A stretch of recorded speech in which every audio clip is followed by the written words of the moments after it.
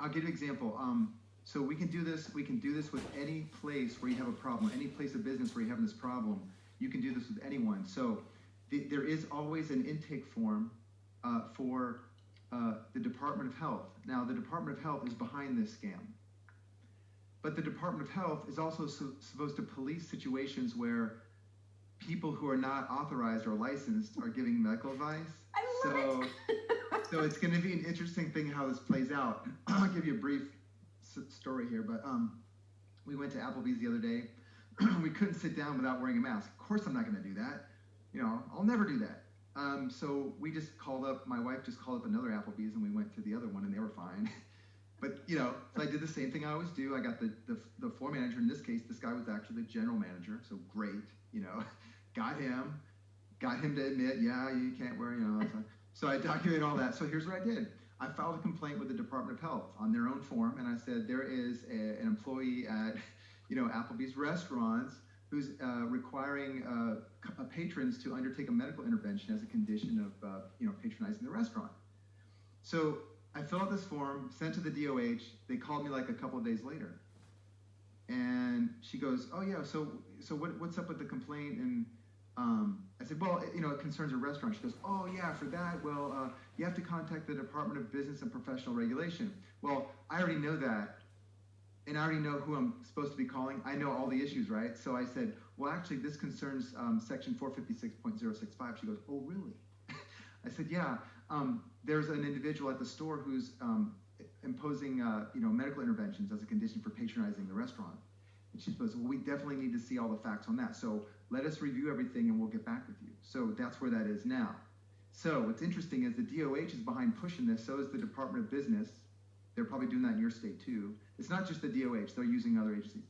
And now they're supposed to prevent people from giving medical advice who are not trained and qualified, insured and licensed and all this stuff. You know why there's licensing is because in order to get licensing, you're affecting the public. You don't need a license to cut your grass, but you do need a license to advertise to cut grass for someone else, okay? Because you're open to the public. Because there's a risk to the public. There's a risk of injury. So licensing allows the governing body to regulate it. It also allows insurance carriers to gauge their risk because you've succeeded at getting a license, so therefore you must be insurable. It all works together. It really works well. Sometimes I don't like the licensing issues, but it does work, I think, pretty well as long as it's not abused. So when you have someone who's completely not licensed, who would never qualify for a license, who's engaging in this, it'd be like a person who's playing with fire at a daycare center. I mean, that's how insurance looks at it. So by filing a complaint with the Department of Health over violations of unlicensed practicing of medicine, also denying you informed consent in that situation is another legal violation. I don't know if it's like a unlicensed practice of medicine, but it is a legal violation in the medical area. And informed consent requires that you be informed before you are given the chance to consent or not, okay? So you cannot be informed of a medical procedure unless you're given all the pertinent information that's available to the physician. And get what I just said, to the physician who's going to consult with you. You cannot have informed consent unless there's a licensed physician. So a store manager, restaurant owner, not going to do it. So you're already denied informed consent along with the illegal medical intervention, okay? That's a big issue. Informed consent, you can slam on that all day long. It's a big liability. So now you've got a person who has a particular license to engage in, they have permission to sell a thing to people in general, but they're engaged in this activity over here where there's another set of licensing that they don't have, and they don't have qualifications, okay?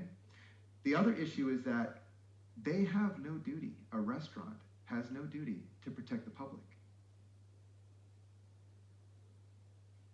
You want to point that out to them. This is another item you want to bring up to the attention of, and you'll see this in the letters here. You bring that to the attention of the risk manager, the chief counsel for the organization. They have no duty to protect the public, but yet they're acting in that capacity. Moreover, they don't just have zero duty to protect the public. They don't even have the capacity to protect the public. And that language I'm telling you right now comes from case law. You can go see the case law. And this is what judges have been saying for 50 years or 100 years. You have to have a duty to protect the public. You have to have the capacity to protect the public. That means you have to have the funding, the training, the equipment, and you have to be insured, really, and the qualifications to engage in that activity. If I saw a fire in my neighborhood, I couldn't just go over there and start trying to put it out. I mean, I probably could, but I really shouldn't.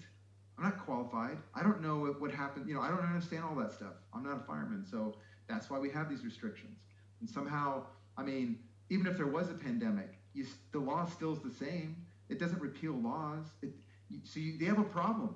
You have the Department of Health that's supposed to police the unlicensed practice of medicine, yet they're pushing the unlicensed practice of medicine. I love it. Yeah.